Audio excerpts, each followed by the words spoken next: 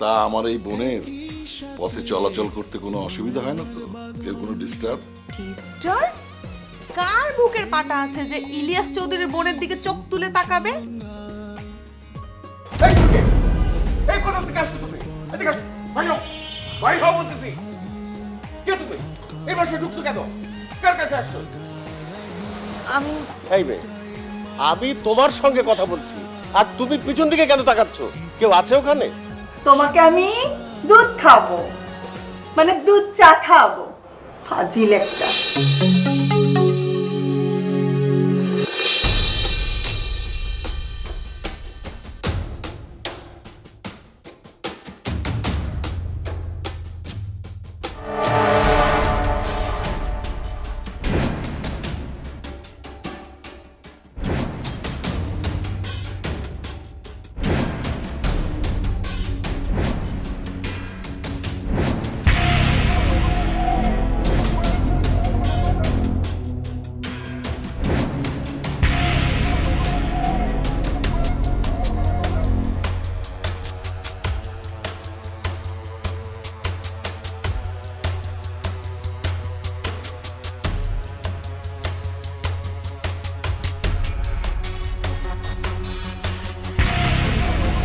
বস।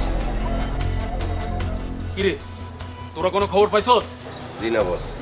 বস, পুরো ঢাকা শহর তন্ন তন্ন করে খুঁজছি, কোথাও পাইনি বস। আমার মনে হয় হাওয়ার সাথে মিশে গেছে। দাদার বাচ্চা, মানুষ কখনো হয় মিশে না। তোরা খুঁজা পাস নাই, তোকে যে আমি কি করুম।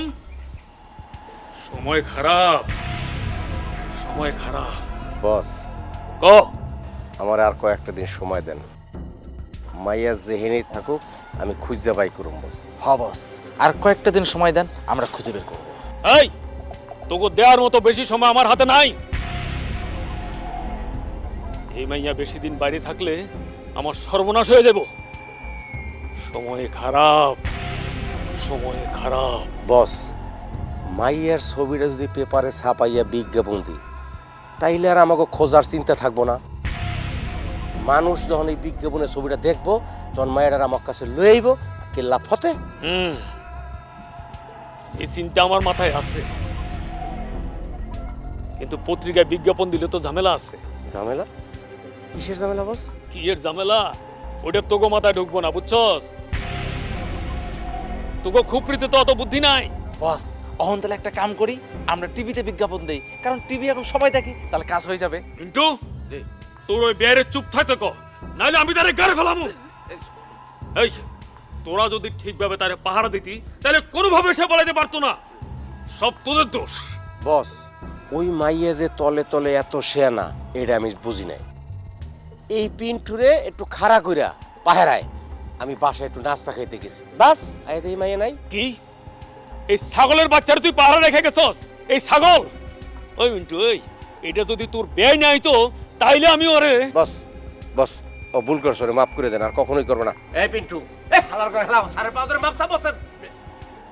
মাপ। এই, বস, আমারে মাফ করে দেন বস, এরকম ভুল আর জীবনে হবে না। আপনার কসম দিয়ে বলতেছি বস, এরকম ভুল করবো না। এই বেটা, এই, আমার কথা মানে? সরি বস, আমার মাথায় হাত দিয়ে কসম করে দিয়েছি বস, এরকম ভুল আর জীবনে পিন্টু করবে না, করবে না, করবে না। ওইসে উঠ, উঠে গেল। রাগ করেন না বস। সময় খারাপ, সময় খারাপ। মাত্র এক রাতের ভিতর আমার বিশ্বাসও বেশি দূর যাইতে পারে নাই। আশেপাশে কোথাও আছে। এই শোন, তোদের কাম হইলো চোখ কান একটু খোলা রাখা, বুঝছস? কইলাম তো বস, আপনি বেশি চাপ নিয়েন না। আশেপাশে সোর্স আছে, সবাই রে জানাই দিছি। হেই মাইয়া যেহেনেই থাক, আস্তে ধরা পড়বো। এই! মাইয়া কবি না, কবি ভাবি যান, মনে থাকবো? জি বস, আজকে তো ভাবি যান। এই, তোর মনে থাকবো? ভাবি যান।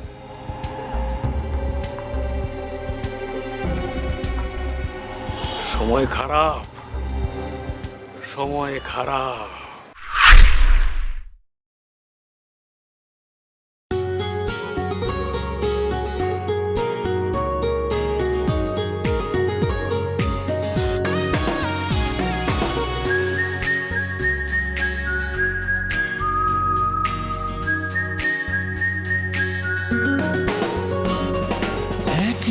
সাথে বেঁচে থাকা, হাসি কান্না সুখে ঢাকা, একই সাথে বেঁচে থাকা, হাসি কান্না সুখে ঢাকা, এই হলো যে সম্ভার।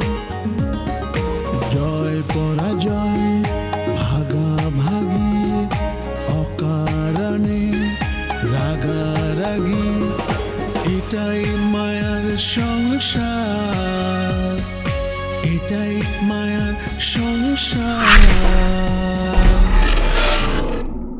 ইনি ইরাজউদ্দিন চৌধুরী।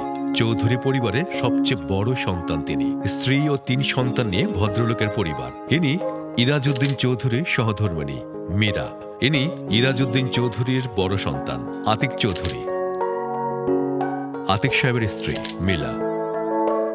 আবির চৌধুরী ইরাজউদ্দিন সাহেবের মেজ ছেলে। ইনি আবির চৌধুরীর স্ত্রী লামিয়া। বিয়ের এতদিন পরেও নিজেকে সে চৌধুরী পরিবারের সাথে খাপ খাওয়াতে পারেনি। ইরাজউদ্দিন চৌধুরীর ছোট ছেলে নাম আসিফ, পড়াশোনা শেষ করে বেকার বসে আছে। জরি ইরাজউদ্দিন চৌধুরীর বাড়ির গৃহকর্মী। মিতু পলায়নরতা এই মেয়েটির নাম আপাত দৃষ্টিতে মিতু। দ্বিতীয় পরিবার রেজাউল চৌধুরী। ইনি ইরাজউদ্দিন চৌধুরী সৎ ভাই, চৌধুরী পরিবারের মেজ সন্তান। রেজাউল চৌধুরী সাহেবের একমাত্র আদরের কন্যা। ফারিয়া জীবনের একমাত্র লক্ষ্য বাবার মতোই বিচক্ষণ একজন ব্যবসায়ী হয়ে ওঠা। ইনি খায়রুল, রেজাউল চৌধুরীর একমাত্র শ্যালক। খায়রুলের স্ত্রী আমাদের কাহিনীর জটিল চরিত্র। তৃতীয় পরিবার ইলিয়াস চৌধুরী। ইনি ইরাজউদ্দিন চৌধুরী সৎ ভাই, পরিবারে সবার ছোট। সাদা চোখে ভদ্রলোককে একজন বিজনেসম্যান মনে হলেও তার কাজকর্ম আসলে অন্ধকার জগতের সঙ্গে কানেক্টেড। ইলিয়াস চৌধুরীর স্ত্রী ফারজানা সহজ মানুষ। তোরা ইলিয়াস চৌধুরী একমাত্র ছোট বোন। শহরের নামকরা প্রাইভেট ভার্সিটির স্টুডেন্ট। একমাত্র ভাইকে সেও ভালোবাসে খুব। চতুর্থ পরিবার অর্ক পড়াশোনা শেষ করে বেকার, হন্যে হয়ে চাকরি খুঁজে বেড়াচ্ছে, কিন্তু ইট কাঠের এই নিষ্ঠুর শহরে সুবিধা করে উঠতে পারছে না। রাবেয়া অর্কের মা, ভদ্রমহিলা, সারাক্ষণ ছেলের ভবিষ্যৎ চিন্তায় অস্থির হয়ে থাকেন। কিরে, কি অবস্থা তোর? আমি তো ঠিক আছি, তুমি কি কোথাও বেরোবে? হ্যাঁ, আমি এক জায়গায় যাব, ওই চাকরির কথা চলছে এক জায়গায়, যাবো একবার সেখানে। তোমার না একটা চাকরি ফাইনাল হয়ে গেল?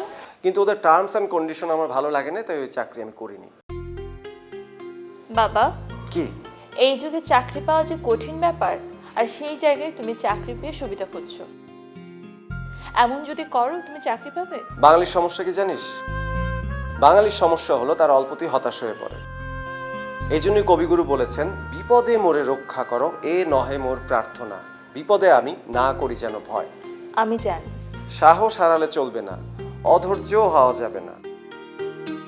কথায় আছে না, সবুরে মেওয়া ফলে। তাহলে তো হলোই, মেওয়া ফলার জন্য অপেক্ষা করতে থাকো।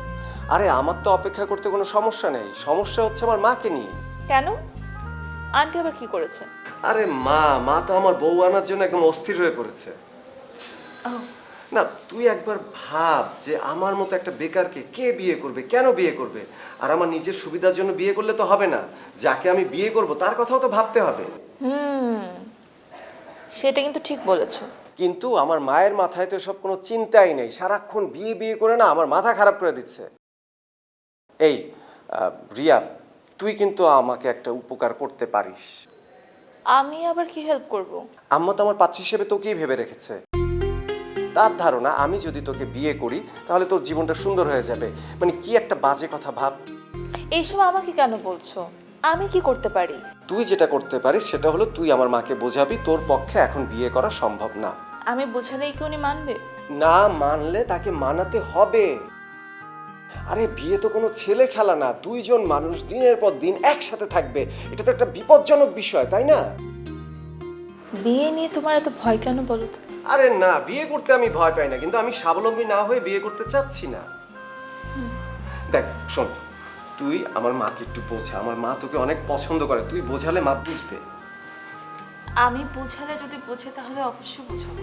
আর শোন, বেশি সমস্যা হলে তুই বলে দিবি তোর বয়ফ্রেন্ড আছে। কি? কথার কথা আর কি, আপাতত ঠেকেই রাখার জন্য। এত বড় মিথ্যা কথা আমি বলতে পারবো না। বড় বড় প্রাপ্তির জন্য ছোট ছোট মিথ্যা বলাই যায়। শোন, আমি যাই, আমার দেরি হয়ে যাচ্ছে। ওকে ওকে। অর্ক ভাইয়া, কি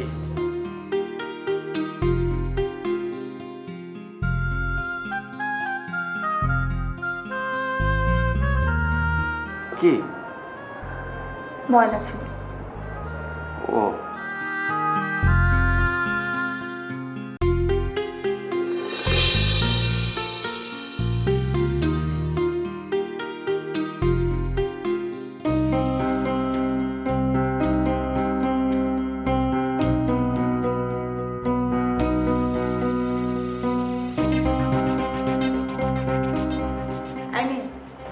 নাম কি তোমার? মিতু মিতু মিতু, ওর নাম মিতু, তাই না মিতু? বাবার নাম কি? নিয়াজ নিয়াজ নিয়াজ, মানে আমার ছোটবেলার বন্ধু, তার মেয়ে, তাই না মিতু? থাকা হয় কোথায়? দিনাজপুর দিনাজপুর। ওরা অনেক আগে থেকেই দিনাজপুরে থাকে, তাই না মিতু? ব্যাপারটা কি বলো তো? প্রশ্ন করছি আমি ওকে, আর প্রতিটা উত্তর দিচ্ছ তুমি। সমস্যা কি তোমার? হ্যাঁ, সমস্যা না, কোনো সমস্যা নাই, কোনো সমস্যা নাই তো।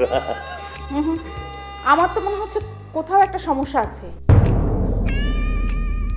তা না হলে প্রশ্ন করছি আমি ওকে, তুমি কেন জবাব দিচ্ছ? এই মেয়ে, তোমার সমস্যাটা কি? হ্যাঁ, তুমি কি কথা বলতে পারো না? দেখছো, কথা বলতে পারে তো, পারে, কথা বলতে পারে। মানে মফস্বলের মেয়ে তো, হুট করে শহরে এসে একটু ঘাবড়ে গিয়েছে আর কি। আমারও তো সেইটাই কথা, বলা নেই কওয়া নেই, একদম হুট করে ঢাকায় চলে আসলো, তাও আবার সরাসরি এই বাসায়। না না, নিয়াজ মানে আমার বন্ধু নিয়াজ আমাকে কিন্তু একবার ফোন করেছিল যে মিটু আসবে। ফোন করেছিল? হ্যাঁ। কবে? কই, আমাকে তো কিছু বলোনি। আর তাছাড়া নিয়াজ নামে যে তোমার একজন বন্ধু দিনাজপুরের থাকে, সেই কথাও তো কোনোদিন আমাকে বলোনি। কি বলো না বলো, আমার শৈশব তারুণ্যের বন্ধুদের কি তুমি সবাইকে চিনবা নাকি? এক কাজ করুক না, ও তো অনেক দূর থেকে আসছে, টায়ার্ড হয়ে আসছে, একটু ফ্রেশ ট্রেশ হয়ে বিশ্রাম করুক। তো নাস্তা তো মনে হয় এখনো করা হয়নি। ঠিক আছে, ফ্রেশ হয়ে নাও, তারপর নাস্তা দিচ্ছি। আর নতুন বাসা তো, কিছু তো চিনবে না, আমি যাই সাথে, চলো। জরি সব চিনি, হ্যাঁ? তোমাকে যেতে হবে না, তুমি এখানে বসো, তোমার সাথে আমার কথা আছে। হ্যাঁ, আয় জরি, জরি আয়, ওকে গেস্ট রুমটা দেখিয়ে দে, ওইদিকে যাও।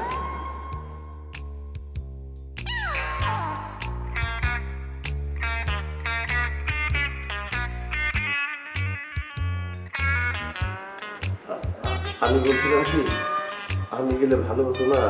কেন? কি কেন? ওর সঙ্গে তোমার যেতে হবে কেন?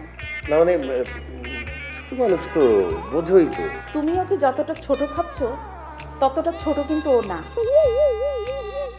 মনে রাখতে হবে যে ও দিনাজপুর থেকে কিন্তু একা একা ঢাকা চলে এসেছে। তা অবশ্য ঠিক।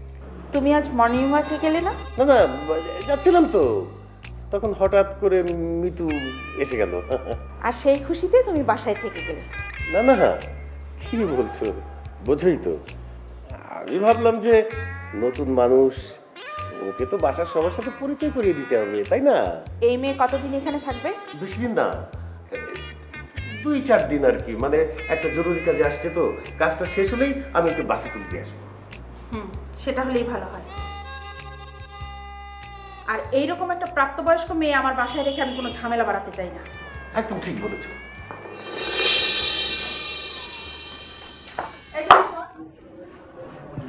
জি ভাবি যান কোন, আমার একটু তাড়া আছে, বাইরে যেতে হবে। আমি ডাকলেই তুই শুধু এমন তাড়া করিস, কিসের এত তাড়া তোর? ভাবি যান, ঘরের কাজ কাম তো আর কিছু করেন না, করলে বুঝতেন, এত বকর বকর করতেন না। আর ঘরের কাম করতে যে ফাইটা যেত। পিছন ফোটে মানে? এই, তোকে না কতবার করে বলেছি এরকম বাজে ভাষায় আমার সাথে কথা বলবি না? হ ভাবি, কইছিলেন তো, আমি বুইলা গেছি। আর আপনি তো জানেনই আমার বুইলা জানের রোগ আছে। এত রোগ ঠোক আমি জানি না, তোকে আবারও বলছি এবং লাস্টবার বলছি, আমার সাথে কথা বলার সময় এরকম বাজে ভাষায় কথা বলবি না, ভদ্রভাবে কথা বলবি। ঠিক আছে ভাবি, এখন থেকে মনে রাখানোর চেষ্টা করুন। এবার বল আসল ঘটনা কি? আসল ঘটনা? আসল ঘটনা আবার কি ভাবি যান? তো ভাব ধরিস না তো, আমি জানি তুই সব জানিস। আমি তো কিছুই বুঝতে পারতেছি না, খুলনা কর না। শুনলাম সকাল সকাল নাকি এই বাসায় একটা মেয়ে এসে হাজির হয়েছে। মাইয়া? এমন ভাব ধরতেছিস মনে হয় তুই কিছুই জানিস না। ও, মিতু আপার কথা কইতাছেন? ওর নাম মিতু নাকি সেটা আমি কিভাবে জানবো? আমার সাথে কি ওর কোনো পরিচয় হয়েছে নাকি? আচ্ছা ভাবি শুনেন, আপনার সাথে পরিচয় না হইলে তো আমার সাথে চলেন, আপনার পরিচয় করে দিব মনে। আমার এত পরিচয় হওয়ার দরকার নাই। মেয়েটা কে জানিস তুই কিছু? হ, মনে হয় চাচা মেয়ের বন্ধুর মায়া, দিনাজপুর থেকে আইছে। আব্বার বন্ধুর মেয়ে? হ। কিন্তু আব্বার বন্ধুর মেয়ে এখানে হঠাৎ করে চলে আসলো? কই, আমি তো এই বিষয়ে কিছুই জানি না। এমন হুট করে বাসায় চলে আসলো? হ ভাবি যান, আমি তো এত কিছু জানি না, আইসে তো দেখলাম। কিন্তু আপনার যদি এত চুলকানি না, মানে এত কৌতূহল থাকলে আপনি যে যেখানে চাচা মেয়ে, আমার মেলা কাম আছে, আমি যাই। বেয়াদব হচ্ছে একটা, মুখের ভাষা খারাপ, যত সব। কি ব্যাপার, চেহারাটা এমন বানিয়ে রেখেছো? চেহারা এমন বানানোর মতন ঘটনা ঘটলে তো চেহারা বানাতেই হবে, তাই না? কার সাথে তোমার কি হয়েছে বলো তো? আবির, আমি তো এই বাড়ির বউ নাকি? এই বাড়ির বউ হিসেবে মিনিমাম একটা রেসপেক্ট তো আমি আশা করি। স্বাভাবিক, তুমি তো সম্মান পাওয়ার যোগ্যই, কিন্তু কি হয়েছে সেটা একটু খুলে বলো, না বললে আমি বুঝবো কি করে? এই বাড়িতে তো আমার কোনো পাত্তাই নেই। সামান্য একটা কাজের মেয়ে, সেও আমাকে কথা শোনাতে। তোমাকে কথা শুনিয়েছে কে? জরি? শোনো আবির, তোমাদের এই কাজের মেয়েকে আমি কবে একদিন চড় মেরে সোজা করে দিব। কি করেছে জরি?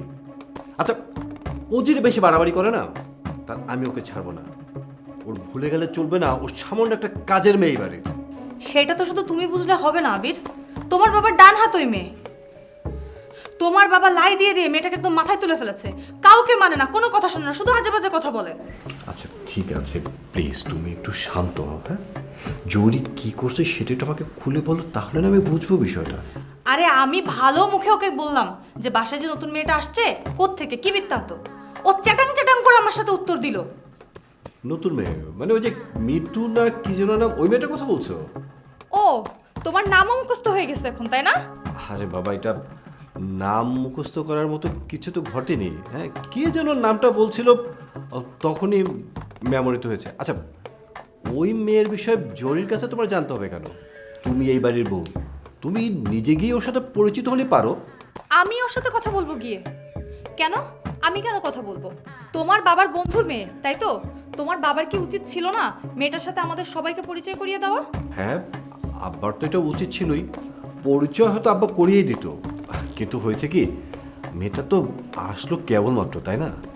আবির, তুমি না তোমার বাসার সব বিষয়গুলোকে খুব স্বাভাবিকভাবে দেখো, কিন্তু সাধারণ ঘটনার মধ্যেও যে অস্বাভাবিক কিছু থাকতে পারে এটা কখনো জাজই করতে যাও না। থাকো তুমি তোমার বিজনেস নিয়ে, তোমার ব্যস্ততা নিয়ে, আমি গেলাম।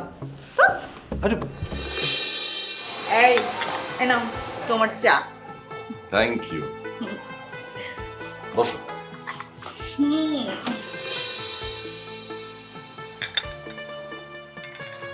এই জানো, সকালবেলা অদ্ভুত একটা ব্যাপার ঘটেছে। অদ্ভুত ব্যাপার? সেটা আবার কিরকম? আরে বাড়িতে অতিথি এসে হাজির। বলো কি, কে এসেছে? একটা মেয়ে।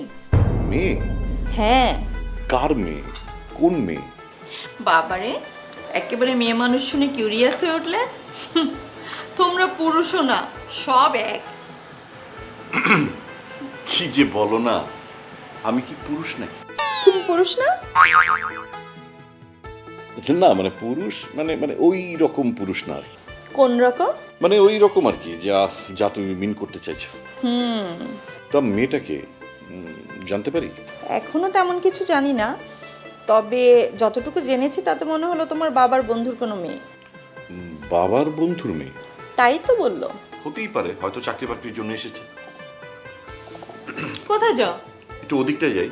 কেন, ওই মেয়েকে দেখার জন্য? আশ্চর্য, তুমি এত কথা পেঁচাচ্ছ কেন? আমি কি একটু বেরো হতে পারবো না? আমি তো সেটা বলিনি। কিন্তু তুমি কেমন করে যেন কথা বলছো। তুমি ওই মেয়ের কথা শুনে কেমন যেন অস্থির হয়ে উঠলে। দেখো, সকাল সকাল মেজাজটা খারাপ করে দিও না। ওই মেয়েকে আমি চিনিও না, জানিও না। ওর ব্যাপারে আমার কোনো কৌতূহল নেই।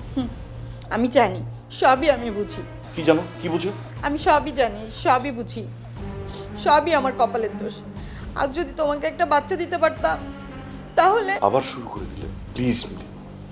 এই সাত সকালে আমার এসব নিয়ে প্যাচাল পারতে একদম ভালো লাগে না। হ্যাঁ, এখন তো আমার সব কথাই তোমার কাছে প্যাচাল মনে হয়। কি ভেবেছো আমি কিছু বুঝি না? আমি তো এখন তোমার চক্ষুসুর।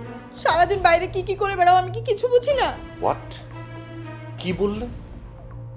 বাইরে বাইরে আমি কি করে বেড়াই? কি করে বেড়াই তুমি জানো না? অফিসের কাজ করে বেড়াই। থাক, হয়েছে, আমাকে আর কিছু ব্যাখ্যা করা লাগবে না।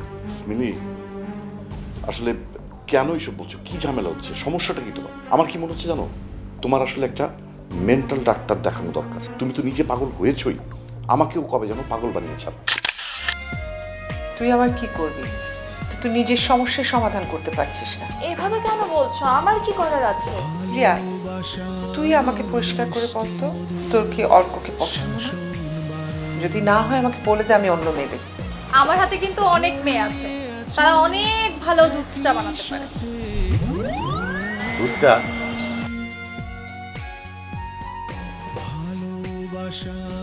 এই পিন্টু পারে না। পৃথিবীতে এমন কোনো কাজ নাই। তুই শুধু বল কি কাজ করতে হবে। আপনি কাঁদছেন কেন?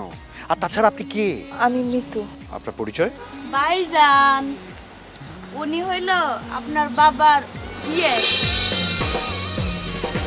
এই নিয়ে জীবনী উপসংহার, জয় পরাজয় ভাগাভাগি, অকারণে রাগারাগি, এটাই মায়ার সংসার, এটাই মায়ার সংসার।